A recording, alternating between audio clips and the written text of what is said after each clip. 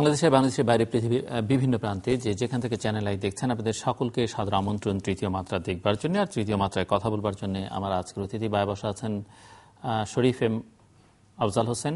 তিনি Bangladesh chamber of ইন্ডাস্ট্রিজের প্রাক্তন president এবং টাইমস ইউনিভার্সিটি বাংলাদেশের চেয়ারম্যান। আমার ডানে রয়েছেন অবসরপ্রাপ্ত lieutenant colonel M A Hannan Mridha.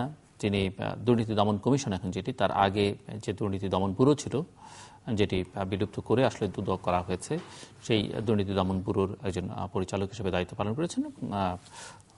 পদ থেকে বোঝা যায় তিনি একজন প্রাক্তন সেনা কর্মকর্তা। স্বাগত আপনার দুজনকে স্টুডিওতে। যে প্রসঙ্গটা দিয়ে আলোচনাটা শুরু করতে চাই আপনাদের দুজনকেই দিয়ে, আপনি মুক্তিযুদ্ধের সংগঠক, আপনি দুর্নীতি দমন ব্যুরোতে ছিলেন, দুর্নীতি দমনের কাজে ছিলেন, সেনা সদস্য একজন প্রাক্তন। দুর্নীতির যে বৃত্ত বা বলয়, সেটি নিয়ে সেখান থেকে বাংলাদেশ কোনোভাবে বিরতি পাচ্ছে না। সমালোচনা ভেতর থেকে আছে, বাইরে থেকে আছে।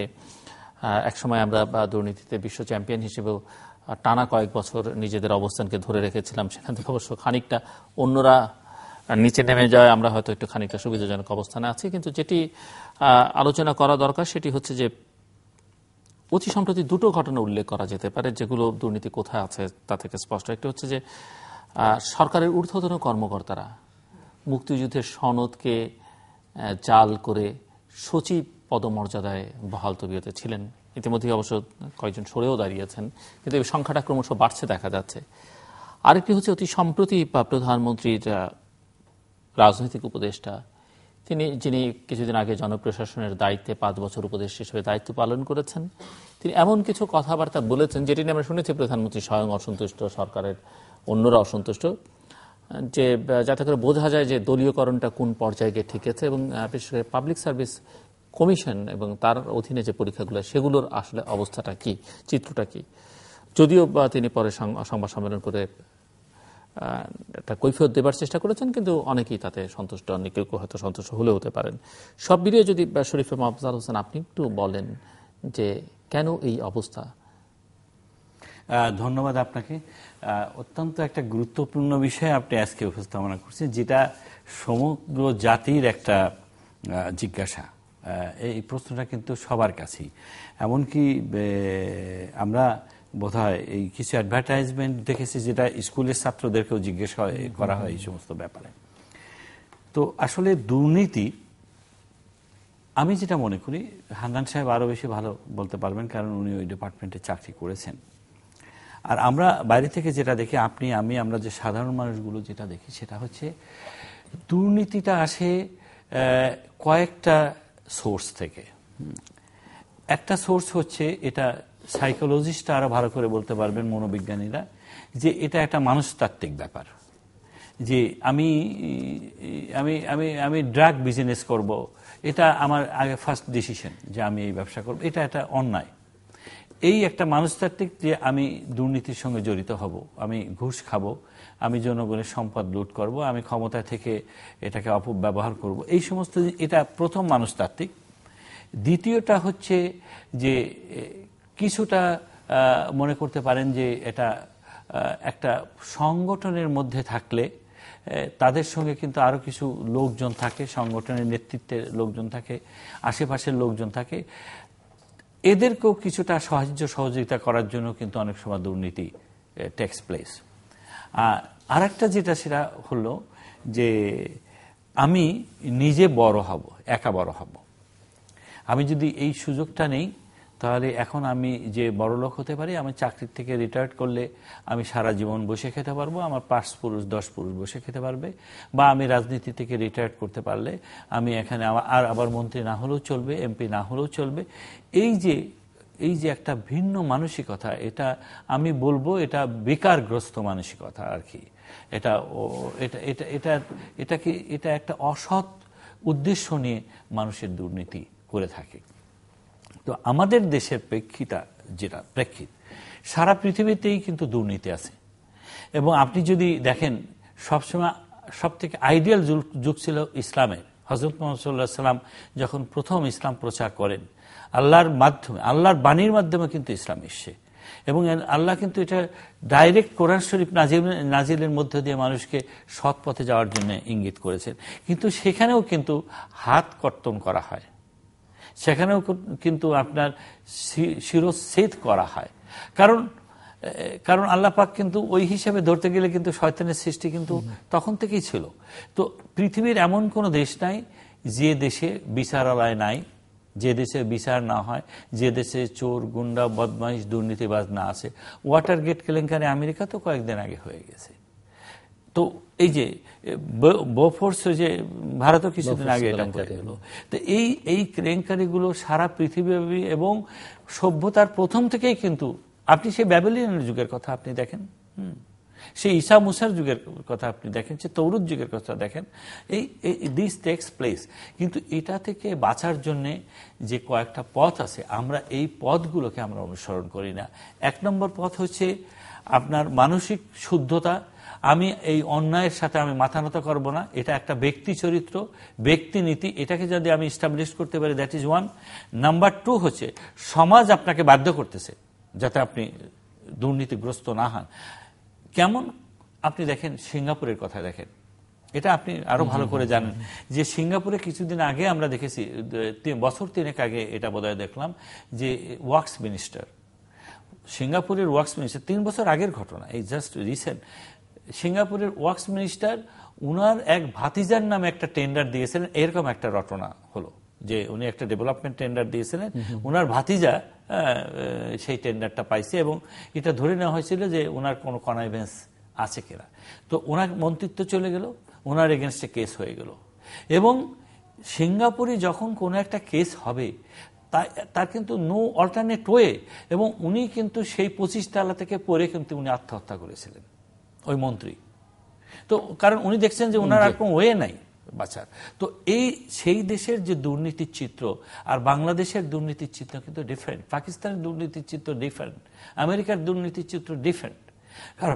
কারণ যেখানে আইনের শাসন আছে, রুল অফ ল আছে, যেখানে নেতৃত্বের সততা আছে, সামাজিক পরিবেশের সততা আছে, যেখানে ব্যক্তি বিদ্বেষটা কম আছে এবং যেখানে ব্যক্তি লোভ লালসাটা কম আছে, সেখানে কিন্তু দুর্নীতি takes place a very rare percentage.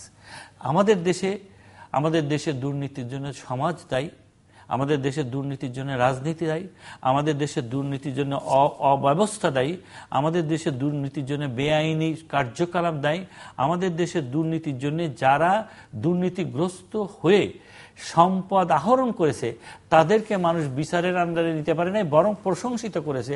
তারা সমাজে প্রতিষ্ঠিত লোক হয়েছে, বড় মসজিদ করেছে, বড় মাদ্রাসা করেছে, এই জন্যই তারা বেশি করে দুর্নীতি করার সুযোগ পেয়েছে। একটু আগেই আপনি যে রাজনৈতিক অঙ্গনে যে কথাটা আপনি বললেন, এটা কিন্তু সব দলেরই আমরা দেখেছি, সব সময়ই কিন্তু আমরা দেখেছি। আর এইটার পরিবর্তন যখনই হবে তখনই কিন্তু আমাদের দেশ অনেক বড় হয়ে যাবে, অনেক কিছু হয়ে যাবে। আমরা সবসময় বলে থাকি মাহাথির মোহাম্মদের কথা, মালয়েশিয়ার কথা। মালয়েশিয়া কিন্তু যে মাহাথির মোহাম্মদের এগেনস্টে যে লোক ছিল না তা না, এখনো যে নাই তা না, কিন্তু মাহাথির মোহাম্মদের এগেনস্টে কিন্তু দুর্নীতি দিয়ে কিন্তু কেউ দাঁড়াতে পারে নাই। হ্যাঁ, ইভেন তার বিরোধী দলের লোকরাও, যখন আমি মালয়েশিয়াতে গিয়েছি, আমি দেখেছি, শুনেছি, এদের সাথে কথা বলেছি, তখন বলি না, মাহাথির মোহাম্মদ অল রাইট। আমরা রাজনীতি করি opposition, that's a different thing, but he is all right. তো এই যে কথাটা, এই কথাটা আজ মাহাথির মোহাম্মদ এটা আর্ন করতে পেরেছে দেখে আজকে এই মালয়েশিয়া এত দূর চলে গেছে। লি কুয়ান ইউ এটা আর্ন করতে পেরেছে দেখেই আজকে সিঙ্গাপুর এত দূর চলে গেছে। আমি মনে করি দুর্নীতির সবচেয়ে বড় জায়গাটা হচ্ছে আমাদের নেতৃত্ব। এই নেতৃত্ব থেকে যদি আমরা দুর্নীতি শব্দটা যদি বাদ দিতে পারি, আমরা যদি সম্ভাবনাময় ভবিষ্যতের কথা চিন্তা করতে পারি, সততার কথা চিন্তা করতে পারি, তাহলে কিন্তু দুর্নীতি করে কেউ পার পাবে না। আপনার 2টি সন্তান, মাশাআল্লাহ, এরা অনেকদিন দীর্ঘদিন বেঁচে থাক, কিন্তু আপনি বাবা হিসাবে জিল্লুর রহমান, আপনার যে আদর্শ, সেই আদর্শই কিন্তু আপনার সন্তানরা মানুষ হবে, এটাই স্বাভাবিক। যদি না অন্য হঠাৎ কিছু করে না হয়, যখন জানবে যে আমার বাবা সাধারণ জীবন এবং সৎ জীবন এবং মানুষের মধ্যে ভালো কিছু প্রচার করে গেছেন, আমরা যদি একটু বেপথে যাই, বাবার দুর্নামি হয়ে যাবে, আমাদের বংশের দুর্নাম হবে। এই যে ইমেজ, এই ইমেজটা আসে হচ্ছে আপনার সিনিয়রদের কাছ থেকে, নেতৃত্ব থেকে। এটা ফ্যামিলির নেতৃত্ব, আমি সমাজের নেতৃত্ব, রাজনৈতিক নেতৃত্ব থেকে আসে। আজ আজ আজ আজ যদি ওই যে আমি যদি এখন ইন্ডিয়ায় ওই যে মানে বলা হয়েছিল যে একদিনের প্রধানমন্ত্রী, এখন আপনি যদি, আমি মনে করি যে আপনি যদি আমাকে একদিনের প্রধানমন্ত্রী বানিয়ে দেন, তাহলে আমি যদি মনে করি যে দুর্নীতি হবে না, দুর্নীতি হবেই না। It's no way to come to that. আপনাকে আমি একটা কথা বলি, আমরা 60-এর দশকের ছাত্র নেতা, আমরা অনেক কষ্ট করে দেশটার স্বাধীনতার পিছনে আমরা কাজ করেছি। আমি ক্রেডিট একা নিচ্ছি না, আমি তখনকার সমাজের কথা বলছিলাম। আমরা তখন যারা ছাত্র নেতা ছিলাম 60-এর দশকে, আপনি এটা ভালো করেই জানেন, ইভ্যালুয়েশন করলে দেখা যায়, তখন কিন্তু আমরা একমাত্র এনএসএফ মানে আইয়ুব খান, মুনাইম খানের দাঙ্গা বাচ্চারা কিন্তু সবাই কিন্তু একটা আদর্শের ভিত্তিতে আমরা রাজনীতি করতাম। আমরা অনেকে আছে বাড়ির থেকে জমি বিক্রি করে আমরা রাজনীতি করছি, আমরা স্যাক্রিফাইস করছি, জেল খাটছি, মার খাচ্ছি। দেশ যখন স্বাধীন হয়েছে, আমরা কিন্তু, আমি ব্যক্তিগতভাবে বঙ্গবন্ধু এত স্নেহ করতেন, চার নেতা, অন্য নেতারা এত স্নেহ করতেন, আমরা কিন্তু ভয় পেতাম যে আমি যদি হঠাৎ করে এখন একটা কাজ করি, এটা যদি বঙ্গবন্ধুর কানে চলে যায়, আমি কোথায় যেয়ে দাঁড়াবো। এই যে রাজনৈতিক নেতৃত্ব থেকে শুরু করে সামাজিক নেতৃত্ব, মানে পারিবারিক নেতৃত্ব, সব কিছুর মূলেই কিন্তু লিডারশিপ। এই লিডারশিপ যদি আমরা পিউরিফাই করতে পারি, দুর্নীতি কিন্তু আমাদের। আসবো আবার আপনার কাছে, শুনবো আরো কথা। লেফটেন্যান্ট কর্নেল হান্নান মৃধা, আপনার তো যেহেতু বাংলাদেশে দুর্নীতি দমন করবার জন্য কাজে নিয়োজিত ছিলেন এক সময়, এখন দেখছেন, সব মিলিয়ে আপনার কাছে একটু শুনি আমরা। আমি আপনার মাধ্যমে চ্যানেলের সকল শ্রেণীর দর্শক শ্রোতাকে শুভেচ্ছা জানাচ্ছি। অনেকদিন পরে আসলাম, তারপর ভালো লাগছে, because I belong to this channel, whether I am taken or not. Afzal ভাই অনেক বর্ণাঢ্য রাজনৈতিক ক্যারিয়ার অধিকারী, এবং যে নলেজ ওনার আছে, ওনার যে কার্ড দেখলাম, তাতে আমি আনন্দ পাচ্ছি এরকম একটা লোকের সাথে কথা বলার সুযোগ পেয়ে। আমি 3 বছরের একটু কম সময়ে ওই দুর্নীতি দমন ব্যুরো এবং কমিশন দুটোতেই কাজ করার সুযোগ হয়েছিল। এখানে দুর্নীতিরও ক্লাস আছে, first class, second class, third class, fourth class. যারা ফোর্থ ক্লাস শ্রেণীর লোকরা দুর্নীতি করে, তাদের জেল, জুলুম, জরিমানা 3টেই হয়। আর থার্ড ক্লাস যারা করে, তাদের জরিমানা এবং জুলুম হয়, জেল হয় না, দে ম্যানেজ ইট। সেকেন্ড ক্লাস দুর্নীতি যারা করে, তাদের শুধু জরিমানা হয়। আর যারা ফার্স্ট ক্লাস দুর্নীতি করে, তারা রিটের মাধ্যমে খালাস হয়ে যায়। This is in very nutshell আমি দেখেছি। আর সবচেয়ে বড় কথা, আমি যেটা উপলব্ধি করেছি, সরকার সরকার মানে সরকারি দল, বিরোধী দল, ব্যবসায়ীরা, এই আর সরকারি কর্মকর্তারা যদি চায় যে দুর্নীতি হওয়া উচিত না, প্রশ্রয় দেওয়া উচিত না, তাহলেই এটা সম্ভব রিডিউস করা to a great extent, otherwise it will never be possible. আর দুর্নীতিটা এমন একটা জিনিস, রিসেন্টলি আমাদের মাননীয় অর্থমন্ত্রী উনি বললেন ঘুষ নেওয়া এটা অবৈধ কিছু না, এটা একটা লিগাল সাইড, বিদেশে এটাকে বলে স্পিড মানি, তো আমাদের দেশে এরকম হতে পারে। উনি পরের দিনই আবার বললেন যে আমি ঠিক এরকম বলি নাই, আমার কথাটাকে ওরা ঠিক বুঝতে পারেনি, হয়তোবা সেকেন্ড টাইম বলতে যে total rubbish, with all the regards to him and his educational background, no doubt. এখানে দুর্নীতি দমন ব্যুরো বা কমিশনের লোকদের প্রতি যে ব্লেম 1958 সাল থেকে চাপিয়ে দেওয়া হয়েছে, বাস্তবে কিন্তু তারা অতটা অপরাধের শিকার না। ওদের ওই লেভেলে ছিল, মাত্র ইন্সপেক্টর লেভেলের লোক ছিল তারা। তাদের কাজ একটা রিপোর্ট তৈরি করা, অব্যাহতি দেওয়া, এফআরটি দেওয়া, এটা কিন্তু তাদের ছিল না, ক্ষমতার মধ্যে ছিল না, এটা ছিলই না। ওরা মুক্তিযুদ্ধের সার্টিফিকেটের কথা আপনি বলেছেন, ভাই তো মুক্তিযুদ্ধের সংগঠক, আমরা মুক্তিযুদ্ধের কণা। তখন আমি ক্লাস 10-এ উঠেছি মার্চ মাসে, অর্থাৎ তখন বয়স আমার 14 বছর, সাম 1 or 2 মান্থ। এটাও আর একটা দুঃখের কথা বলবো আজকে আমি আপনাকে। দুর্নীতি তখনই কিন্তু শুরু হয়েছে, ফার্স্ট দুর্নীতি শুরু হয়েছে ইন্ডিয়াতে। আমরা যখন ছিলাম রানাঘাট ক্যাম্পে, আমাদের নামে যে মগ আসতো, প্লেট আসতো, কম্বল আসতো, ওটাই বিক্রি হয়েছে, আমরা দেখেছি। উনি মারা গেছেন, তাকে জন্য দোয়া করি, তাকে আল্লাহ মাফ করে দিক। সেকেন্ড দুর্নীতি হয়েছে while distributing the certificate. The certificate were distributed through those administrative officers, those who were not even the freedom fighters. এই ক্ষেত্রে আমি একটা উদাহরণ দিয়ে বলবো, বঙ্গবন্ধু শেখ মুজিব ওই হাভানা সম্মেলনে যখন যান, তখন ফিডেল ক্যাস্ট্রো ওনাকে বলেছিলেন, after seeing him I have not witness Himalaya but Sheikh Mujib. আমি হিমালয় দেখি নাই, কিন্তু শেখ মুজিবকে দেখেছি, but mister prime minister you are killed. উনি তো আশ্চর্য হয়ে গেলেন যে আমি জলজন্ত মানুষ এবং বিশাল বপু একটা দেহের অধিকারী, আমি সামনে দাঁড়িয়ে আমার you have allowed those bureaucrat to run the administration, those who did not support the creation of Bangladesh. He understood, but it was by then too late. আপনি মুক্তিযুদ্ধের সার্টিফিকেটের কথা বললেন, যে সমস্ত সচিব মহোদয়রা এই সুযোগটা গ্রহণ করেছেন এবং বেনিফিট নিয়েছেন, তারা কিন্তু অনেক পরে পদত্যাগ করলেন। মানে চাকরির 25 বছর পূর্ণিতে anyone can go home, government can retire anybody any time without showing any reason or cause. ওনারা ওরকম একটা মুহূর্তে, তাও কি প্রমোদ ভ্রমণ বলেন আর বিলাসিতা ভ্রমণ বলেন, উইথ দি হাইয়েস্ট অথরিটি, সব কিছু করার পরেই কিন্তু তারা গেলেন। চিন্তা করে দেখেন তো, 3rd ক্লাস 4th ক্লাস লোক যদি এই কাজটা করতো, I am sure he would have been in the jail. এখানে আমি করিম সাহেবের কথা বলবো, ফর্মার সেক্রেটারি করিম সাহেব, উনি বলতেছিলেন সেদিন, এবং সাদাত হোসেন সাহেব, যে এরা how they show their faces to their children, to their son and daughter, যখন তারা জানে যে ব্যাপারে। আমি একজন উদাহরণ বলবো, one of our officer, he was involved with the corruption. When his son and daughter went to the school, they said, hey, your father is involved with corruption, and they stopped going to the school. এটা যদি এই level থেকে যদি আসে, হয়তো it can be reduce to an extent, if not great extent. তবে যদি government সত্যি ইচ্ছে করে যে এটা ডেটারেন্ট অ্যাকশন নেওয়া হতো, তাহলে হয়তো। তারপরেও আমি ধন্যবাদ দেব বর্তমান মুক্তিযুদ্ধ বিষয়ক মন্ত্রী মোজাম্মেল হোসেন সাহেবকে, যে উনি একটা বোল্ড স্টেপ নিয়েছেন।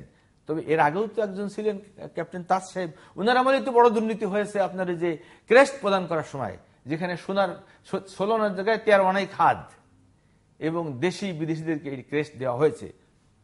সেটা আমি জানি না ওনারা এটাকে দুর্নীতি বলবেন কিনা বা অপসংস্কৃতি বলবেন কিনা। On the other hand, Mozammel Haque saheb আর একটা কথা বলেছেন, এইটা আমি বিশ্বাস করি উনি আবার চিন্তা করে দেখবেন, যে বলেছেন যে 15 বছরের কম যারা, তাদেরকে মুক্তিযুদ্ধ বলে গণ্য করা হবে না। What will be their identity? যাদের 4-5টা সার্টিফিকেট আছে, যদি এটা উইথড্র করে নেওয়া হয়, then he will be asking for a certificate from Razakar, give me either a freedom fighter or a Razakar. আমার বিশ্বাস উনি চিন্তা করে দেখবেন যে এই সিদ্ধান্ত, মুক্তিযুদ্ধে যাওয়ার বয়সে কোনো লিমিটেশন ছিল না। আমাদের সময় দেখেছি বাচ্চা ছেলেরা আমরা বাচ্চাদেরকে কোরিয়ান হিসেবে ব্যবহার করছি, তাদের এই সংবাদ আদান প্রদান হিসেবে আপনার গ্রেনেডের উপরে কলা নিয়ে যে তারা ক্যাম্পে যে এটা বাস করে আসছে। আমার বিশ্বাস উনি চিন্তা করবেন এটা আসে। এরপর আসতেছে, আপনি একজন কথা বলছেন গুরুত্বপূর্ণ, doctor H.T. Imam, with all the regards to him and his capability and his career also, in 1975 on 15th August, Bangabandhu হত্যাকাণ্ডের পর ওনার লাশ গোপালগঞ্জের টুঙ্গিপাড়ায় দাফন হওয়ার পূর্বেই খন্দকার মোশতাকের নেতৃত্বে যে ক্যাবিনেট ফর্ম হয়েছিল, সেই ক্যাবিনেটের উনি কিন্তু সেই ব্যক্তি ছিলেন যিনি শপথ বাক্য পাঠ করানোর দায়িত্ব পালন করেছিলেন। আজকে উনি মাননীয় প্রধানমন্ত্রী অনুষ্ঠান পরিচালনা করেছেন, পরিচালনার দায়িত্ব উনি পরিচালনা করেছেন সেদিন আর কি। আজকে উনি মাননীয় প্রধানমন্ত্রীর উপদেষ্টা এবং অত্যন্ত ইনফ্লুয়েন্সিয়াল উপদেষ্টা। উনি যখন বলেন এই কথাটা, মাননীয় প্রধানমন্ত্রীকে কোর্ট করেই বলেছেন, যে প্রধানমন্ত্রী বলেছেন তোমরা শুধু লিখিত পরীক্ষা পাশ করলেই হবে, আর কিচ্ছু করা লাগবে না। আমার বিশ্বাস বর্তমান সরকার, আওয়ামী লীগ দল হিসেবে সমস্ত সেন্সেবল যারা নেতা, সবাই দুঃখিত হয়েছে, ব্যথিত হয়েছে এবং তারা খুব মনক্ষুণ্ণ হয়েছে। কিন্তু উনি পরক্ষণেই বললেন যে উনার বক্তব্যটাকে মিডিয়া সঠিকভাবে উপস্থাপন করে নাই। ছবি তো কথা বলে, ভয়েস তো কথা বলে, সেটা কিভাবে উনি অস্বীকার করবেন? তবে এটা আমাদের জন্য অত্যন্ত শিক্ষণীয়। আরেকটা কথা আমি একটু কালীন বলবো, আমাদের যে দুর্নীতির কথা বললেন, আমাদের বড় বড় দুর্নীতি হয়েছে, হলমার্ক কেলেঙ্কারি হয়েছে, ডেস্টিনির কেলেঙ্কারি হয়েছে, শেয়ার বাজারের কেলেঙ্কারি হয়েছে। সেখানেও মাননীয় অর্থমন্ত্রী কিন্তু একবার বলেছিলেন যে এই শেয়ার বাজারের কেলেঙ্কারিতে যারা জড়িত তারা অত্যন্ত ক্ষমতাশালী, তাদেরকে আমাদের কিচ্ছু করার নাই। এটা কি আপনি অসহায়ত্ব প্রকাশ করেন না? এটা কি এনাফ না যে I am sorry, I am living this post because I cannot handle ইট? যেমন সাবেক একজন চেয়ারম্যান বলছিলেন যে দন্তহীন বাঘ, কিছুই করতে পারলাম না। কখন বললেন? যখন আপনার চাকরি শেষ, শেষ বেলায় আপনি বলে গেলেন, তাহলে যার সময় বলে যান যে আমি ব্যর্থ, আমি এই সুযোগ সুবিধা গ্রহণ করেছি, এটা আমি সরকার ঘরে দিয়ে গেলাম, তা তো কেউ বললেন না আপনারা। তারপরে আপনারা এখানে আছে যে বিভিন্ন মন্ত্রণালয়ের মন্ত্রী, মাননীয় সংসদ সদস্য অনেকদেরকে দুর্নীতি ডেকে নেওয়া হলো, তাদেরকে জিজ্ঞাসা করা হলো, কৈফিয়ত করা হলো, মানুষ, দেশের মানুষ খুব উৎফুল্ল হলো যে এবার বোধহয় কিছু একটা হচ্ছে। তারপর সবাই বেড়ে আসতেছে যে কিছুই পাওয়া গেল না, সার্টিফিকেট নিয়ে চলে আসলো। আমি একজন এমপি সাহেবের নাম বলছি, বদি সাহেব, যে উনি কক্সবাজারের ওখানকার, উনার বিরুদ্ধে কিন্তু দুর্নীতির অভিযোগে উনি গ্রেপ্তার হন, কিছুদিন জেলেও ছিলেন। তারপরে উনি যদি ফিরে যান, 500 গেট, 300 গাড়ি তাকে সম্বর্ধনা জানানো হলো। এটা কি সরকার জানে না? সরকারের সংস্থা জানে না? কেউ কি জানেন না? এটাই যদি মানুষ ভালোবেসে গেট করলে আর গাড়ি নিয়ে গেলে ওনার কি করা না, সরকারের কি কিছু যায় আসে না। আমাদের আমি এই জন্য বলছি যে আমাদের একটা মাইন্ড সেট করতে হবে যে আমরা কতটুকু যেতে পারবো, কতটুকু করতে পারবো। যদি একটা মাইন্ড সেট আমাদের থাকে, তাহলে আমার বিশ্বাস আমরা এখান থেকে বেরিয়ে আসতে পারবো ইনশাআল্লাহ। আসলে হান্নান সাহেব যে কথাগুলো বললেন, ওনার দিক থেকে হয়তো এটাই স্বাভাবিক, বা আরো লোকজন হয়তো এইভাবে বলবেন কিংবা অন্যভাবে বলবেন, কিন্তু আমি জিনিসটা অন্যভাবে দেখি, যেটা আমি একটু আগেও বলেছিলাম। আমি কোনো ব্যক্তি বিশেষে যাচ্ছি না, কিন্তু বিং এ ফ্রিডম ফাইটার আপনার কেমন লাগলো? আপনি কিন্তু সে কথা বলেন না। আমি সেটাই আসছি। আমি ওই পথটাই ঠিক আমি আসতে চাচ্ছি, যেটা আপনি আমাকে স্মরণ করিয়ে দিলেন। সেটা হলো যে দুর্নীতির বিষয়টা আমি আপনাকেও বলেছি যে এটা কিন্তু আমরা যদি উপরের লেভেল থেকে, মাথা থেকে যদি আমরা ডিসাইড করি, তাহলে কিন্তু পা পর্যন্ত আমাদের রক্ত প্রবাহিত হবে সমান্তরালে। এইটুকু আমি মিন করতে চাই। আপনি দেখেন, ইভেন আমরা তো ডেমোক্রেটিক কান্ট্রি, ইভেন নন ডেমোক্রেটিক কান্ট্রি যেখানে রাজতন্ত্র প্রতিষ্ঠিত, সেই সৌদি আরব, সেই কুয়েত, কাতার, আপনি দেখেন তাদের এখানে কিন্তু এরকম দুর্নীতি নেই, ধরা পড়ে না। হ্যাঁ, কিভাবে চুরি করলে তার হাত কেটে দেওয়া হচ্ছে, আপনি জেনা করছেন, আপনাকে সেনাচ্ছেদ করা হচ্ছে, এর মধ্যেও যে হচ্ছে না তা না, কিন্তু সংখ্যাটা কম। যখন একটা দেশের সরকার আইনের শাসন প্রতিষ্ঠার মাধ্যমে যখন একটা সরকারের ইচ্ছাকে প্রতিষ্ঠিত করে, সেইখানে কিন্তু দুর্নীতি হলেও অত্যন্ত চক্ষুর অগোচরে পার্সেন্টেজ অত্যন্ত ক্ষীণ। এইটাই দ্যাটস অল। আপনি দেখেন, আমরা যদি আমাদের পিছনের ইতিহাসটা যদি দেখি, সেটা হচ্ছে আমরা ব্রিটিশ আমলের থেকে যখন পাকিস্তান হলো, পাকিস্তান থেকে যখন আমরা ইস্ট পাকিস্তানের বঙ্গবন্ধু যে 6 দফার মাধ্যমে যেটা স্বায়ত্তশাসিত ছিলেন, সেটা হলো না। তারপরে 70-এর নির্বাচন হলো, তারপর আমরা দেশ স্বাধীন করলাম। এই যে সংক্ষিপ্ত ইতিহাস, এই ইতিহাসের পিছনে কিন্তু আমাদের জাতির পিতা বঙ্গবন্ধু শেখ মুজিবুর রহমান দুটো দর্শন ছিল। একটা দর্শন ছিল হচ্ছে রাজনৈতিক দর্শন, সেটা উনি বলেছিলেন এবারের সংগ্রাম স্বাধীনতার সংগ্রাম।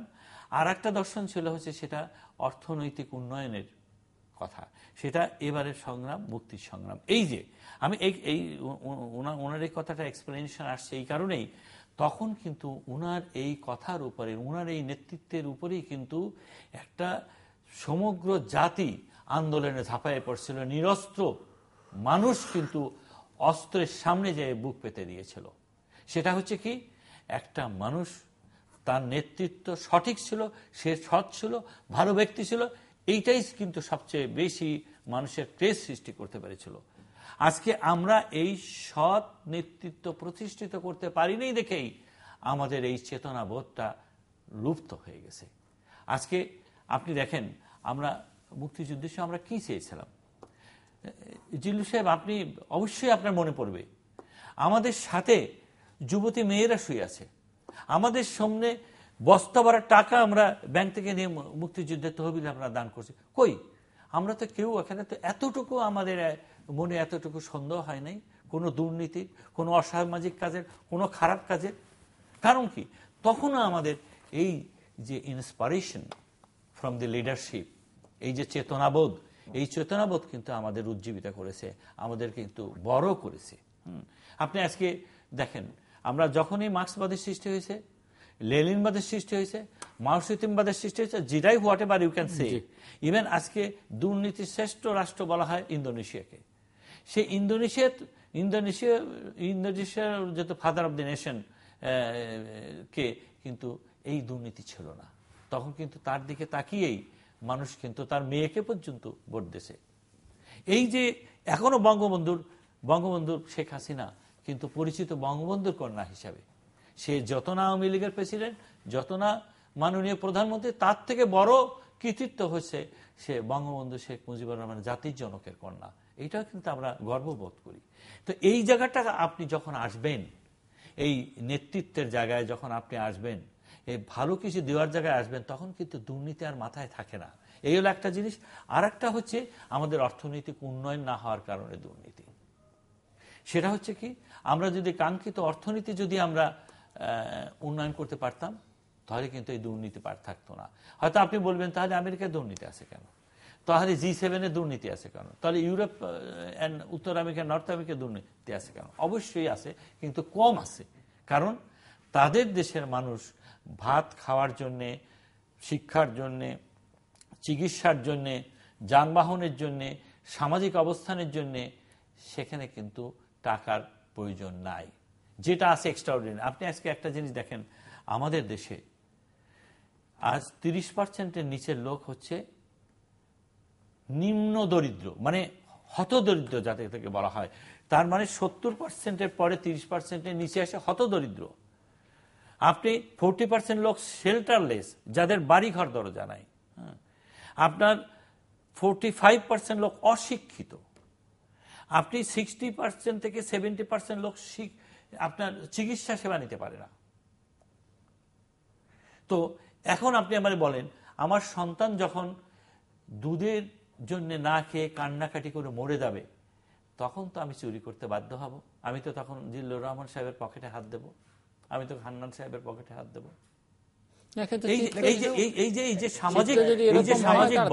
কিন্তু আমাদের দেশে ওই শ্রেণীর লোক যে দুর্নীতি করে,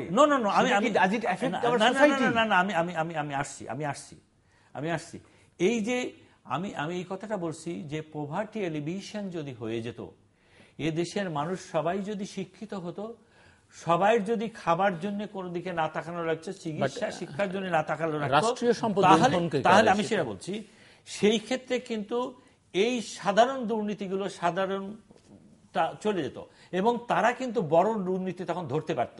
আপনি আজকে যেটা বলছেন, আজকে যে রাষ্ট্রীয় দুর্নীতি কয়জন করে আপনি আমাকে বলেন। আজকে আমাদের মনে করেন 16 কোটি মানুষ, আর এখনো হচ্ছে বোধহয় কয়জন, অ্যারাউন্ড 50 মিনিস্টার্স, অ্যানাদার 50 সেক্রেটারিজ, এই 100 জন মানুষ। আমাদের 2.5 লক্ষ কোটি টাকা বাজেট, এই বাজেটের 10%ও যদি খেয়ে যায়, যে আমরা পাকিস্তানের প্রেসিডেন্টকে আমরা 10% বলতাম, ইভেন দেন আপনি এই যে আপনি আমাদের অর্থমন্ত্রীর কথা বললেন, যেটা যেমন ইন্দোনেশিয়াতে টাকা দিয়ে সামনে কাজ করায় নিয়ে আসতেছে, এটা ঘুষ দুর্নীতির মধ্যে পড়ে না, ঘুষ দুর্নীতির মধ্যে চলে গেল। হান্নান সাহেব, আমি শেষ করি। আপনার আজকে মনে করেন যে এই 100 জন লোকের মধ্যে কয়জন দুর্নীতিবাজ আপনি আমাকে বলেন, আর এই 100 জন লোকের ছত্র ছায় কয়জন বিজনেসম্যান দুর্নীতিবাজ? কিন্তু আমি সেটাই আসতেছি, ওই যে সচিবদের সনদ, যে জাল সনদ ব্যবহার করে তারা সুবিধাটা নিলেন, তাতেই তো প্রমাণিত হয় কতজন, তাদের মাইন্ডসেট কি। এক্স্যাক্টলি কয়জন মানুষ? 4 জন মানুষ, 6 জন মানুষ। না আমি সেটাই আসতেছি। আমাদের দেশে ধরেন যারা ফোর্থ ক্লাস এমপ্লয়ি, আমি সেটাই আসতেছি, রিকশাওয়ালারা দুর্নীতি করে না। এটা দরিদ্র রিকশাওয়ালারা দুর্নীতি করে, আপনি এটা বলবেন না, সেইটা আপনি ধরতে পারেন না, আপনি সেটা ধরতে পারেন না, আপনি ধরতে পারেন না। যার প্রয়োজন আছে সে করে, কিন্তু অপ্রয়োজনীয় ভাবে সেটা মানসিক বেকারগ্রস্ত লোকরা করে, আমি যেটা আপনাকে বলেছি। কিন্তু এই যে বড় বড় দুর্নীতি যেটা বলেন আপনি, বলেন আমি শেষ করি, যেমন হলমার্ক কেলেঙ্কারির কথা বলতেছেন, আজকে ডেস্টিনির কথা বলতেছেন, আপনি ইউনিপে 2 এর কথা বলতেছেন, আপনি যুবকের কথা বলতেছেন, আপনি শেয়ার কেলেঙ্কারির কথা বলতেছেন। এই যে ধরেন 5টা 6টা 7টা খাত, আমি বড় আকারে বড় দাগে আমি বাংলাদেশের কথা বলতেছি।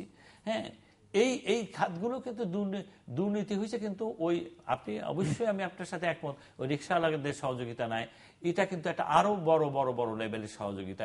কিন্তু প্রশ্ন হচ্ছে যে এই দুর্নীতিগুলো কিন্তু আমরা আরো বেশি ঠেকাতে পারতাম। আরো বেশি, যখন একটা নদীর বাঁধ ভেঙে যায়, যদি তার বাঁধ পূর্ণ বেস লেভেলটা যদি চলে যায়, ওই বাঁধের পানি কেউ ঠেকাতে পারে না।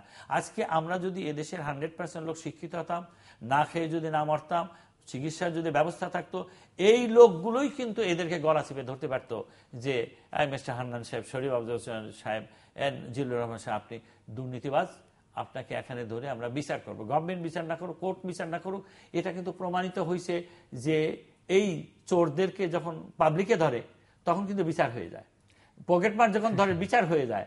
এবং এটা মুক্তিযুদ্ধের সময় হয়েছে, অনেক সময় যুদ্ধের সময় হয়েছে, যাদের কিল ধরা হয় না। আমি কিন্তু ওই কথাই বলেছি, ফোর্থ ক্লাস এমপ্লয়ি জেল জুলুম জরিমানা হয়, ফার্স্ট ক্লাস এমপ্লয়ির কিছু হয় না। এক্স্যাক্টলি সেইটা। কিন্তু এইখানে কি হতো, আমরা একটা বৃহত্তর, আমি জিল্লু সাহেব অবশ্যই একমত হবেন, বৃহত্তর সোশ্যাল বেসটাকে আমরা এস্টাবলিশ করতে পারতাম। বড় সোশ্যাল বেস, বড় একটা সোশ্যাল বেসটাকে আমরা এস্টাবলিশ করতে পারতাম, যার উপরে যে পিলারটা আমরা রাখতে পারতাম সেটা শক্তিশালী পিলার হতো। সেটা আপনাকে ধরতে পারতো, আমাকে ধরতে পারতো, ওনাকে ধরতে পারতো। যেমন আজকে আপনি ধরেন যে আমি একজন মুক্তিযোদ্ধা হিসাবে এদেশের জন্য আমি তো মরেও যেতে পারতাম। সেই সুবাদে যেমন আমি ব্যক্তিগতভাবে চ্যালেঞ্জ করে বলতে পারি যে আমার সামনে অন্তত একজন দুর্নীতিবাজ, আমি তোর গলা চিপে ধরবো। তাহলে এই যে মানসিকতা,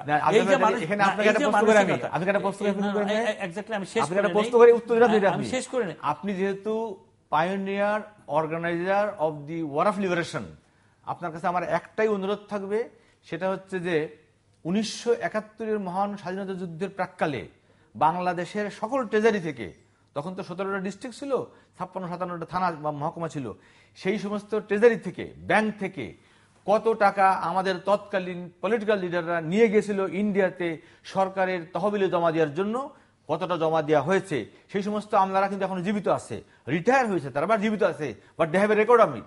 কত টাকা তারা নিয়ে গেছিল, কত টাকা তারা জমা দিয়েছে। নাম্বার 1, আপনি ব্যাংকের ডাইরেক্টর যাদেরকে বানানো হচ্ছে দলীয় কারণ, দলীয় দৃষ্টিভঙ্গি দিয়ে, আপনি প্রশ্নের মধ্যে থাকেন, কারণ উনি শেষ করলে আমি ব্যাংকের সাবজেক্টে তারা জানে কি না জানে, তাদেরকে যে ডাইরেক্টর বানানো হয়েছে এবং তাদেরকে যেভাবে অভ্যর্থী দেওয়া হলো, আমার বিশ্বাস ফোর্থ ক্লাস রিক্সাওয়ালা বলেন, দরিদ্র কৃষক বলেন, দরিদ্র শিক্ষক বলেন, বা দরিদ্র একজন কর্মচারী বলেন, তারা নিশ্চয়ই সঙ্গে জড়িত না। আমরা যতই চেষ্টা করি ওদেরকে কাভারেজ দেওয়ার চেষ্টা করতেছি, যদি এরকম কাভারেজ দেওয়ার চেষ্টা করতে থাকি তাহলে দুর্নীতি থেকে আর কিছু পারবো না। আমি কিন্তু জিল্লুর সাহেব একটা প্রশ্ন আমাকে করেছেন, সেটা হলো যে আমরা 16 কোটি মানুষের জায়গায় যে দুর্নীতি, যারা মোটা দাগে দুর্নীতিবাজ, তাদেরকে ধরলে কিন্তু পার্সেন্টেজও পড়ে না, 0.00 সামথিং। এখন অবশ্যই এখানে একটা কথা জিল্লুর রহমান সাহেব বলেছেন, আমি ওনার সাথে একমত, যে এদের তো অনেক বড় তার বিগ এখানে মিলিয়নস অফ ডলারের দুর্নীতির কথা অবশ্যই আমি স্বীকার করি। কিন্তু আমার প্রশ্নটা হচ্ছে ওইখানে যে আমার হয় মাথার থেকে আসতে হবে, না হলে পা থেকে আসতে হবে। মাথার থেকে যদি আমি আসি তাহলে কিন্তু আমার দুর্নীতি থাকে না। আমি আজ যদি আমি তো আপনাকে বলছি, আমি সরকারের কথা বলতেছি না বা বিরোধী দলের কথা বলতেছি না, একটা আমি আমার সংসারের কথাই বলি। আমি যখন ঘুষখোর একজন মানুষ, আমার বাসায় যখন ঘুষের টাকা যাবে, আমার বাসায় যখন দুর্নীতির টাকা যাবে, আমার বাসায় যখন কালোবাজারি ব্যবসায়িক টাকা যখন যাবে, আমার ওয়াইফ যখন সেটা স্বীকৃতি করবে, তার মানে আমার সন্তান থেকে আরম্ভ করে সবাই কিন্তু ওই দুর্নীতির শিকার হয়ে গেল এবং ওই দুর্নীতির সঙ্গে অভ্যস্ত হয়ে গেল। বা স্বীকৃত ইনকামের সঙ্গে ব্যয়টা যখন মিলবে না, তখন যখন কেউ প্রশ্ন করবে না, তারপরে আমার প্রতিবেশীকে প্রশ্ন করতেছে না যে ভাই কালকে ঘরে স্ত্রী সন্তান ভাই বোন মা বাবা তারা কি প্রশ্ন করেন আমাদের দেশে? না, আমাদের দেশে না, আবার অনেকে করে, অনেকে করে না, দেয়ার আর এক্সেপশন, অনেকে করে, কিন্তু তারা সাস্টেইন করতে পারে না। আপনি তো স্বীকার করবেন যে বাংলাদেশে করাপশনটা অনেকটা সোশ্যালি অ্যাকসেপ্টেবল একটা বিষয় হয়ে দাঁড়িয়ে না, সোশ্যালি অ্যাকসেপ্টেবল একটা বিষয় হয়ে দাঁড়িয়েছে না। আমি এটা স্বীকার করি না। কেন স্বীকার করি না? আমি বলি জিল্লুর রহমান সাহেব, সেটা হচ্ছে যে ধরেন আমার আমি এটা আসছি বাড়তি আয়ের সুযোগ আছে কিনা, এক্স্যাক্টলি না এই জিনিসগুলো কেন বলছে মানুষ? এই জিনিসগুলো আমি বললাম বেকার মানসিকতা, ওটা আপনি ধরবেন না। ওটা একটা যেমন পাগলের প্রলাপ ধরা উচিত না, বেকার মানসিকতার প্রলাপ ধরা হয় না। কিন্তু আমাদের এখানে একটা জিনিস, সেটা হচ্ছে কি, এই দুর্নীতিকে সামাজিকভাবে চ্যালেঞ্জ করা হচ্ছে না। কেমন চ্যালেঞ্জ করা হচ্ছে না? আপনার বাড়ি আর আমার বাড়ি একই জায়গায়। এখন দেখা গেল যে আমি একটা কলকারখানায় চাকরি করে খাই সামান্য, আর আপনি একটা অফিসের কেরানি, আপনি একটা কাস্টমস অফিসের কেরানি, ইনকাম ট্যাক্সের কেরানি, আপনি অমকের কেরানি, সমকের কেরানি। এখন আপনি দেখা যাচ্ছে যে 5 তলা বিল্ডিং করতেছেন, গাড়ি বাড়ি সবকিছু, আপনি মসজিদ মাদ্রাসা সেখানে করতেছেন, আপনার সন্তানরা কিন্তু খুব হাসিয়ে খেলে ওই গাড়ি ইউজ করতেছে, আর আমার সন্তান কিন্তু তাকায় থেকে দেখতে বলছে যে বাবা তুমি জিল্লু আঙ্কে এটা করতে পারো, তুমি কেন আমাদেরকে দিতে পারো না? এই যে কোশ্চেন, এই কোশ্চেন কিন্তু বাংলাদেশে একটা তিতাসের একটা কোম্পানির মধ্যে, জাস্ট উদাহরণ দিই, তিতাসের মিটার রিডার সে এখন দেশের আইন প্রণেতা। তিতাসের মিটার রিডার সে এখন বাংলাদেশের অন্যতম একজন ধনাঢ্য ব্যক্তি নয়, শুধু অত্যন্ত একজন দানবীর, গ্যাসের লাইন মানে দানবীর। এটা আমাদের রাজনৈতিক প্রক্রিয়া, সেই জন্য এটা আমাদের রাজনৈতিক প্রক্রিয়া। সেই জন্য আমি বলছিলাম যে এই যে তখন আমার সন্তানরা কিন্তু সামাজিকভাবে ডিপ্রেসড হলো। আমি যত শুনেছি যে 50 লাখের নিচে উনি দান করতেও স্বাচ্ছন্দ্য বোধ করেন না। ভাই একটু কথা বলি, আমি এক সেকেন্ড ওনার প্রশ্নটা শেষ করে দিচ্ছি। তো এখন আপনি যখন চ্যালেঞ্জের সম্মুখীন হচ্ছেন না, কারণ তার মানে বেস লেভেলটা আমাদের নাই। আমি ওইখানে কিন্তু poverty elevation from the base level, যেটার উপর আপনি নিজেও কাজ করে থাকেন, হ্যাঁ, এই বেস লেভেল থেকে যদি পভার্টি এলিভেশন যেত, আমাদের মুক্তিযুদ্ধে, স্বাধীনতার যুদ্ধের যে চেতনাবোধ, এটা যদি প্রতিষ্ঠিত হতো, দুর্নীতি থাকতো, দুর্নীতি ওই যে মানুষ বলে স্বর্গে যেও আছে, কিন্তু হয়তো এই কথাটা সঠিক না, বাট আমি উদাহরণ হিসেবে বললাম, কিছু থাকতো, অতটা থাকতো না। এই একটা আরেকটা হচ্ছে যে দুর্নীতি করে সামাজিক মর্যাদা আমাদের এখানে অ্যাওয়ার্ডেড হয়। দ্যাটস দ্য মেইন কোশ্চেন, যে আপনি দুর্নীতি করার পরেও আপনাকে সোনার মেডেল দিয়ে সম্বর্ধনা দেওয়া হচ্ছে। আমি আপনাকে আরেকটা কথা বলি এখানে।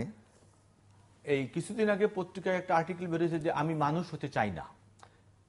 এটা সাধারণত মানুষকে কিন্তু অ্যাট্রাক্ট না করলেও ডিস্ট্রাক্ট করে, যে মানুষ জানার কারণটা কি। He is an retired additional secretary, চাকরি শেষ করে উনি গ্রামের বাড়িতে গেছেন, তাকে গ্রামে একটা বড় মসজিদ নির্মাণ হবে, গ্রামবাসী সবাই চাঁদা ধরছে, তো উনাকে বলেছে যে 50,000 টাকা দিতে হবে। তো উনি বলেছে যে আমি দিতে পারবো না, আমি 5,000 টাকা দিতে পারবো। ওই পাশে বসা একজন অন্য ডিপার্টমেন্টে চাকরি করে আসতেন, উনি, আমি সেই ডিপার্টমেন্টকে ছোট করতে চাচ্ছি না, সে হি ওয়াজ সুপারিনটেন্ডেন্টের নিচে, সে বলে যে আমি 50,000 টাকা দিব। আর একজন আর এক পেশার ওরকম বললো আমি 60,000 টাকা দিব। এখন গ্রামের লোক বলছে মানুষ হতে পারলো না, আগে যা ছিল তাই রয়ে গেছে। তো উনি লিখছেন যে আমি মানুষ হতে চাই না। নাম্বার 1 মিজানুল হক সাহেব, এই সাংবাদিক, নাম করা সাংবাদিক, ওনার আর্টিকেল লেখা আছে নীতির মার মৃত্যু হয়েছে। আমি পড়ার আগে মনে করলাম যে নীতি বোধহয় কোনো মেয়ের নাম, তার মা মারা গেছে। তবু আমি মনোযোগ দিয়ে পড়তে গেলাম, মিজান ভাই খুব ভালো কথা বলেন, টিভিতে আমি আইনজ্ঞ লোক বটে, পড়তে যে লাস্টে দেখলাম যে নীতি মানে আদর্শ, যে আইডিওলজি, ফিলোসফি, যাই আমরা বলি না কেন, এটা শেষ হয়ে গেছে। এটা শেষ হওয়ার পিছনে কারণ আছে। আমি আপনাকে অর্থমন্ত্রী সম্বন্ধে এই জন্য বলছি যে আমরা ওনাকে মাপকাঠি ধরতে পারি ওনাকে। উনি যদি অসহায়ত্ব বোধ করে বললেন যে শেয়ার বাজার কেলেঙ্কারির সঙ্গে যারা জড়িত তারা সরকারের থেকেও ক্ষমতাশালী, তাদেরকে কিচ্ছু করা যাবে না, এইটা যখন বলে দেয়, আবার যখন বলে যে ঘুষ দুর্নীতি, এটাকে কোয়ালিটি স্পিড মানি, তাহলে তাড়াতাড়ি কাজটা হয়ে যাবে। আপনি সেটা স্বীকার করলেন যে ইংল্যান্ডে, আমেরিকায় বা মালয়েশিয়াতে এই কাজটা হচ্ছে। সাধারণ লোক কোনোদিন স্পিড মানি দিয়ে কোনো কাজ করতে পেরেছে? এটা পারে নাই। আমি এমন উদাহরণ আপনাকে দিতে পারবো, দুর্নীতি কাকে বলে, কত প্রকার কি কি, ও শুনলে আপনি আটকে উঠবেন অন্তত পক্ষে। জালিয়াতি কাকে বলে সেটা আমি এখন এই মুহূর্তে বলতে চাচ্ছি না।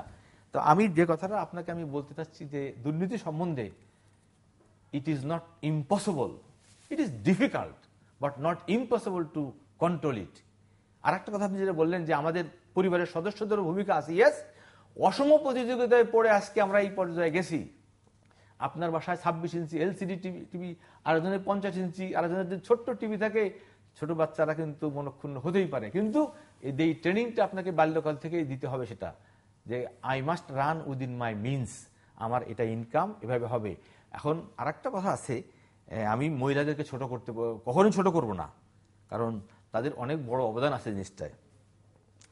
রিসেন্টলি আমরা 2 বন্ধু মিলে একটা আইডিয়া নিলাম যে আমরা একটা pension for the farmers and good mother, আমার এলাকার মনে করেন, আমি তো দরিদ্র মানুষ, তা আমি এই এতদিন আমি মুক্তিযুদ্ধ ভাতা নেই, কারণ একটা সার্টিফিকেট ফর্ম ফিল আপ করতে হয় যে আমার মাসিক বেতন বা বাৎসরিক বেতন 12,000 টাকার কম, তো ওইটা লেখার জন্য আমি নেই।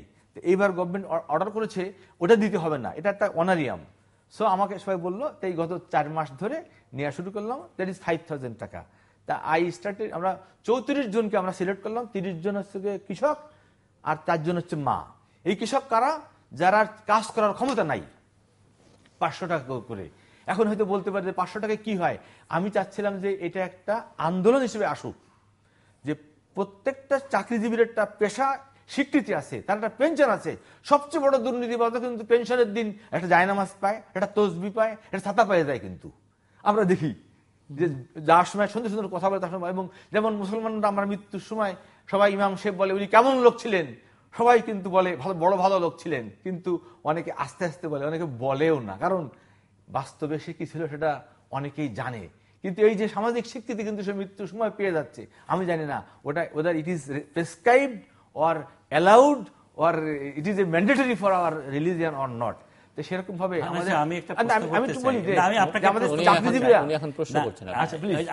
আমি একটা প্রশ্ন যেটা জিল্লুর রহমান সাহেব করতেছেন ওনার তরফ থেকে আমি একটা, সেটা হচ্ছে যে দুর্নীতি, আপনি যেমন দুর্নীতি কমিশনে ওয়ার্ক করেছেন, আপনি কিছু বিহেভিয়ার দেখছেন, কিছু কেস দেখছেন। আচ্ছা, আপনি আমাকে বলেন তো, যেটা জিল্লুর রহমান সাহেব বলতেছিলেন যে এই দুর্নীতি কেন হয়, এইটাই আমাকে শুধু বলেন, কেন দুর্নীতি হয়?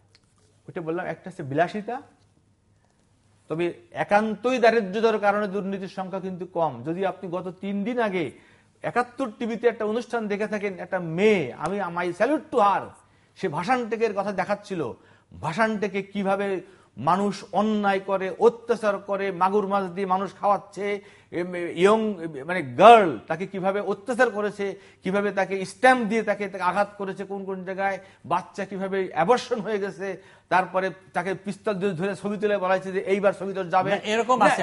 এই কথাটা এইটা কিন্তু ওই জায়গার এমপি যে ভদ্রলোক, আপনার আমি নামটা বলে দিচ্ছি তাকে, আমি 17 আসনের এমপি, উনি কি দেখেন নাই? ওখানকার যারা প্রশাসন তারা দেখে নাই যে এরকম হচ্ছে? এখন গ্রামের ভাষণ থেকে লোকেরা এখন সবাই মিলে 24 ঘন্টার জন্য লাঠি নিয়ে বেরোয় গেছে। এখন আপনি একটা কথা ভালো বলেছেন, সমস্ত লোকরা এখন রাস্তায় নেমে আসতে হবে। উই ডোন্ট আর কারো কেউ আহ্বানে দাঁড়ায় থাকতে হবে না, এখন তার এই নেপোলিয়নের একটা কথা আমি না বলেই পারছি না, উনি বলেছেন যে সমাজের 5% লোক ক্রাইম করে, কিন্তু না বলেছেন যে 5% লোক ক্রাইম করে, but 100% people should be punished for which. কেন? তারা প্রতিবাদ করে না, তারা রাস্তায় নেমে আসে না। আমাদের দেশের কিন্তু অবস্থাটা ঠিক সেরকম পর্যায়ে চলে গেছে। এখন কিন্তু কোন নেতার আদেশের অপেক্ষা কেউ থাকবে না। A time might come or it is nearer to coming. মানুষ যখন রাস্তায় বেরোয় পড়বে আর চিন্তা করবে না, তখন কিন্তু যারা দুর্নীতিবাদ, আমরা সুটেড বুটেড যারা, আমাদের পক্ষে কিন্তু সুযোগ হবে না, সেইটা কিন্তু পারবে না। আমি সেটার জন্য কিন্তু আরো অপেক্ষা করতে হবে, আরো অপেক্ষা করতে হবে, যাতে ওই যে 30% একটা দারিদ্র সীমার নিচে আছে এটা চলে যেতে হবে, অশিক্ষা কুশিক্ষা যাতে না থাকে চলে যেতে হবে। তখন আরো মনে করেন যে আরো আরো আরো 30 বছর 40 বছর যেটা আমরা উন্নত দেশের কথা স্বপ্ন দেখতেছি সেই সময়ের কথা বলা যেতে পারে। তবে জিল্লুর রহমান সাহেব যে কথাটা বলছেন ওর উত্তর কিন্তু আপনি দিতে পারেন নাই, আমিও বলি নাই। সেটা হচ্ছে যে এই যে দুর্নীতি যারা করে তারা তো মোটা দাগে দুর্নীতি করে, সাধারণ এটা মিলিয়নস অ্যান্ড বিলিয়নস ডলার দুর্নীতি করে এরা। এই ধরেন আপনার মেডিসিন ট্র্যাকার, এই যে যারা, তারপর হিউম্যান ট্র্যাকার, এরা কিন্তু কয়জন লোক, ড্রাগস ট্র্যাকার তার কয়জন, এরা কিন্তু এইরা সবকিছুর মূলে আইনের শাসন, নাথিং এলস।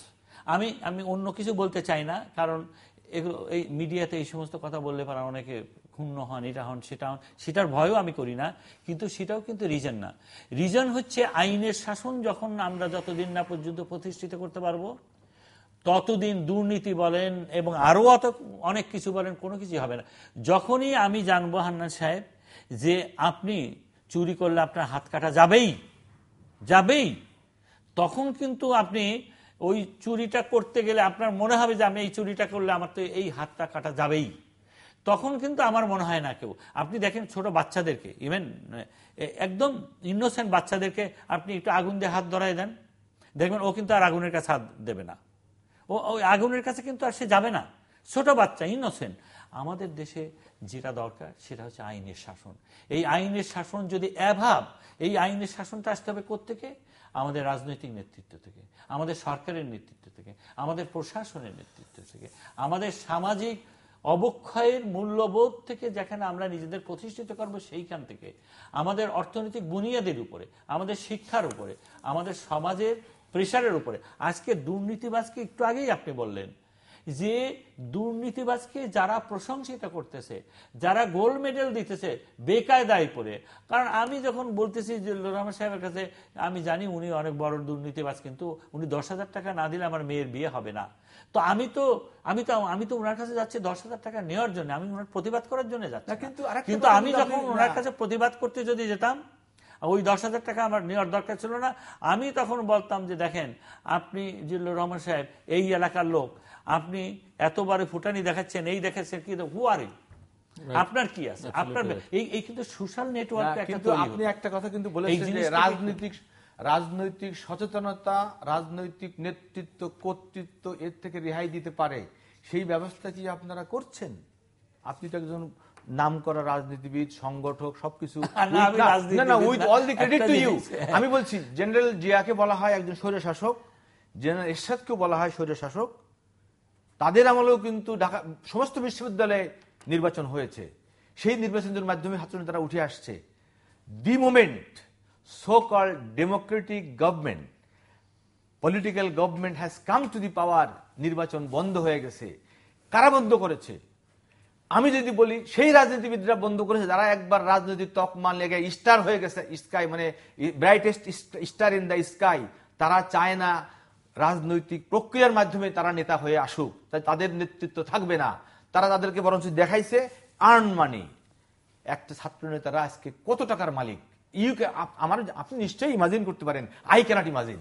সো আপনারা স্বীকার করতেই হবে, রাজনীতিবিদদের যেমন একটা বর্ণাঢ্য ক্যারিয়ার আছে, দেশটাকে গড়ে তুলতে, সৃষ্টি করতে যে অবদান আছে, অন দি আদার হ্যান্ড এটাকে শেষ করে দেওয়ার জন্য তাদের একটা বড় ভূমিকা আছে। সেটা হচ্ছে কি, নতুন নেতৃত্ব আর যদি গড়ে উঠতে না পারে, বরঞ্চ তাদের তল্পি বাহক হোক, আজকে যে কোনো দলেরই হোক না কেন, রাজনৈতিক মঞ্চে আরোহণ করার জন্য, সংগঠনের নাম লেখার জন্য টাকা দিতে হচ্ছে। আপনারা এটা করেছেন? আমার বিশ্বাস আপনি করেন নাই সেটা। সেই প্রশ্নটাই কিন্তু আমি বলেছিলাম যে আমাদের মুক্তিযুদ্ধের চেতনা কোথায় ছিল? এই এত মানুষ মরেছে, কেউ তো বলে নাই। আপনি একটা কথা বলেন, এই যে রাস্তার কাছে যে ল্যাংড়া ফকিরটা ভিক্ষা করতেছে, আপনি ওকে বলেন যে তোমাকে 100 কোটি টাকা দেবো, কিন্তু তোমাকে আমি এখন কতল করে ফেলবো, তুমি রাজি আছো কিনা বলেন। আপনি আমার সঙ্গে বেট ধরতে পারেন, ও কিন্তু বলবে he or she will not agree. কিন্তু এই যে 30 লক্ষ লোক জীবন দিল, গণনায় হয়তো অনেকে অনেক কথা বলতে পারে, 2 লক্ষ মা বোনরা তাদের ইজ্জত দিল, এইটার জন্য তো কেউ বলে নাই যে শেখ মুজিব আমাকে 100 কোটি টাকা দেন। এইটার জন্য তো বলে নাই তখন সৈয়দুল ইসলাম, তাজউদ্দিন, মনসুর আলী, আপনারা আমাদেরকে এত টাকা দেন। নেতৃত্ব যারা দেশে তাদেরকে তো বলে নাই, বরং তাদেরকে হত্যা করা হয়েছে এই দেশে তাদেরকে হত্যা করা হয়েছে। তাহলে আপনি যে এই যে রাজনৈতিক নেতৃত্বের কথা বলছেন, তাহলে রাজনীতিবিদরাই তো রাজনৈতিক নেতৃত্বকে ধ্বংস করেছে, আর তাদের তো অন্য লোকের তো লাগে না। সেই জন্য আমাদের এখানে বিশুদ্ধ রাজনীতি, বিশুদ্ধ সমাজনীতি, বিশুদ্ধ অর্থনীতি, বিশুদ্ধ প্রশাসন থাকতে হবে, এবং সেটার জন্য দরকার গণতন্ত্র লাগবে, সঠিক নেতৃত্ব। অবশ্যই গণতন্ত্র থাকতে হবে, এবং এমন গণতন্ত্র, দেখেন বুনিয়াদী গণতন্ত্রের কথা আমরা শুনেছি আইয়ুব খানের আমলে। আমার একটা আজকে খুব মানে মজা করে আজকে একটা মেয়ে ওই আমাদের সেমিনারে আসছে ছবি তোলার জন্য। আমি ওকে বললাম যে তুমি ছবি তুলছে কেন? তাই বলে আমি এটা প্র্যাকটিস করতে প্রফেশন হিসেবে নিতে চাই। তখন আমি বললাম যে দেখো ছবির ভিতরে কত স্ট্রং মানে মেসেজ আছে। আমার মনে আছে যে রহমান ভাই, আমরা পাকিস্তানের আমলে তখন তো আইয়ুব খানের বুনিয়াদী গণতন্ত্র ছিল, এবং বুনিয়াদী গণতন্ত্র মানে ইউনিয়ন কাউন্সিলের চেয়ারম্যান মেম্বার অফ প্রেসিডেন্ট বানাবে, এবং তাদেরকে যত গম দেবে এই গমের কোনো হিসাব নেওয়া হবে না। হ্যাঁ, তো এটা হচ্ছে তখন ইত্তেফাকে একটা নিউজ উঠছিল, সেটা হচ্ছে যে এক চেয়ারম্যান ওই রাস্তা দিয়ে যাচ্ছিল, আল যাচ্ছিল, এখানে গরু ছিল, তো গরু এরকম ঢুস দিয়ে ওর পেটের নাড়ি ভুড়ি বাই করে দিচ্ছে, বুঝছেন? গরু ঢুস দিছে মানে যে কোনো ভাবেই, এবং ওই ছবিটা দেশে তার নিচে ক্যাপশন লিখছে চিনিল কেমনে। চিনিল কেমনে? তার মানে এই যে গমখোর, সে যে গমখোর, একটা গরু যার কোনো জ্ঞান নাই, যে চিনতে পারে না, সেও কিন্তু দুধ দিয়ে তার পেটের নারী পরিবাহী করে দিচ্ছে। অর্থাৎ আমাদের সমাজ যখন এই সচেতনতায় আসবে, আমি আসছি আপনার কাছে, তখনই কিন্তু আমাদের দুর্নীতিমুক্ত হবে। কর্নেল মৃধা, আমরা শেষের দিকে 2 মিনিট সময় আপনার জন্য কনক্লুড করবার জন্য। আপনি যেহেতু জেল হত্যার কথাটা বললেন, আমাকে যদি আপনি অ্যালাউ করেন, আমি জাস্ট খুব যা বলেন আপনি 2 মিনিটের মধ্যে শেষ করবেন প্লিজ। এই জেল হত্যাকাণ্ডটা হয়েছিল 3রা নভেম্বর আর্লি মর্নিং এ। আমি এই কয়েকদিন আগে এদেশের অত্যন্ত বর্ণাঢ্য রাজনৈতিক পরিবারের এবং নিজেকেও সেই অধিকারী উনি এটাকে ব্লেম করলেন যে এর সঙ্গেও লেট প্রেসিডেন্ট জিয়া রহমান ওয়াজ ইনভলভ। আমি এই জন্যই কথাটা বলছি যে এটা তথ্যটা কিন্তু মিলছে না, কারণ 2 November he was house arrest, president Zia Rahman, মানে তৎকালীন সেনাপ্রধান জিয়া রহমান। 3 নভেম্বর ভোরবেলা এই হত্যাকাণ্ডটা হয়েছে, তখন সেনাপ্রধান হয়েছেন ব্রিগেডিয়ার জেনারেল খালেদ মুশাররফ, এবং ওই দিনই 17 জনকে, কর্নেল ফারুক, রশিদ, ডালিম, শাহরিয়ার, তারপরে আরো মুসলিউদ্দিন, সবাই ফ্যামিলি সহ 17 জনকে থাইল্যান্ড থেকে চার্টার বিমানে পাঠাই দেওয়া হলো। খালেদ মুশাররফ জানতে পারলেন 4 তারিখে, 3 তারিখে জানতে পারলেন না। এখন উনি কিন্তু কনসেন্ট দিলেন, খন্দকার মুশতাক ওনাকে শর্ত দিলেন যে আমি তোমাকে সেনাপ্রধান পদে নিয়োগ করতে রাজি আছি, মেজর জেনারেল র্যাঙ্কে উন্নীত দিতে রাজি আছি, শর্ত একটা, 15ই আগস্টে যারা হত্যাকাণ্ডের সঙ্গে জড়িত তাদেরকে দেশ ত্যাগ করার অনুমতি দিতে হবে। এবং Khaled Musharraf, my salute to him because he was a valiant freedom fighter, আমরা তাকে সম্মান করি, বীরুত্তম খেতাবযুক্ত ব্যক্তি, কিন্তু যেভাবেই হোক উনি কিন্তু অনুমতি দিলেন, তারা দেশ ছেড়ে চলে গেল। পরের দিন জানতে পারলেন জেল হত্যাকাণ্ড সংঘটিত হয়েছে, এবং অত্যন্ত দুঃখজনক ঘটনা। যারা খালেদ মুশাররফের অনুসারী, সমর্থক, তারা খালেদ মুশাররফকে সাপোর্ট দিয়ে বললেন যে he was not aware of the incident, কিন্তু he was aware of the incident 15 August. এই লোকগুলোই কিন্তু মানে তদন্তে, আদালতে এটাই প্রমাণিত হয়েছে যে ওই লোকগুলো কিন্তু ইনভলভ ছিল। তাহলে সেই লোকগুলোকে কিন্তু বেশি যেতে দেওয়া হলো। যারা তাজুল ইসলামের মেয়ে, উনি বলেছেন যে জেলারকে যখন বাই অর্ডারে বলা হলো এদেরকে যেতে দেওয়া হোক হত্যাকাণ্ড সংঘটিত করার জন্য, জেলারের দায়িত্ব ছিল টু প্রোটেক্ট দেম, যারা কাস্টডিতে আছে। উনি কিন্তু ইচ্ছে করলে তাদেরকে ছেড়ে দিতে পারতেন, ছেড়ে দিয়ে অন্য জেলের কয়েদি হাজার তাদের সঙ্গে উনি মিক্স করে দিতে পারতেন, দ্যাট ই কুড ডু, তা ছেড়ে দিতে পারতেন, কিন্তু তাদেরকে জিজ্ঞেস করা হয় নাই। এই যে ভুল ত্রুটির কারণে, এক পক্ষ বিচারের কারণে এই ঘটনা যদি পুনরাবৃত্তি হয়, আমি ঠিক হান্নান সাহেবের ওই বিতর্কিত প্রশ্নে আমি যেতে চাই না, রাজনৈতিক ইস্যুতে যেতে চাই না। তবে রাজনৈতিক ইস্যু হিসাবে আমি একটা জিনিস দেখতে চাই, সেটা হলো যে আমাদের দেশকে যদি ভালো করতে হবে, আমাদের সঠিক রাজনৈতিক নেতৃত্ব লাগবে, সৎ রাজনৈতিক নেতৃত্ব লাগবে, আইনের শাসন লাগবে, আমাদের দেশে গণতন্ত্র লাগবে, আমাদের বেনাভলেন্ট প্রশাসন লাগবে। এই সবগুলো তখনই সম্ভব যখন নাকি একটা মানুষ নিজের স্বার্থের বাইরে, নিজের ব্যক্তি স্বার্থের বাইরে, রাজনৈতিক স্বার্থের বাইরে, সমাজ স্বার্থের বাইরে, সে যখন সাধারণ মানুষকে, সমাজকে মাথায় নিয়ে যখন এগোবে, তখনই করতে পারবে। যেটা করেছিলেন বঙ্গবন্ধু শেখ মুজিবুর রহমান। তিনি যখন বাংলাদেশের স্বাধীনতা আন্দোলন ডাক দিয়েছেন, আমাদের কোনো কিছুই হাতে অস্ত্র ছিল না, কোনো কিছুই সম্পদ ছিল না, কিন্তু এই বাংলাদেশ স্বাধীন হয়েছে। এই বাংলাদেশ স্বাধীন হওয়ার পরে ওনাকে যখন হত্যা করা হয়েছে, আপনি এটা স্বীকার করবেন যে ওনার শ্বেতপত্র বাই করা হয়েছিল জিল্লুর রহমান সাহেব, এবং ওনার বাসায় অনলি শুধু 5,000 টাকা পাওয়া গেছিল। তদানীন্তন প্রধানমন্ত্রী এবং রাষ্ট্রপতির বাসায় অনলি শুধু 5,000 টাকা পাওয়া গেছিল। এরপরে কিন্তু বঙ্গবন্ধুর আর কোথাও কোনো টাকা সম্পদের কোনো খোঁজ পাওয়া যায় নাই। আমরা ওই রকম নেতৃত্ব চাই যে নেতৃত্বে দিয়ে আমাদের দেশের স্বাধীনতা হয়েছে, এদেশের মুক্তিযুদ্ধের চেতনা সৃষ্টি হয়েছে, এদেশের মানুষের মুখে হাসি ফুটিয়েছে। সেই রকম নেতৃত্ব আমাদের আগামী দিনে আশা করতে হবে।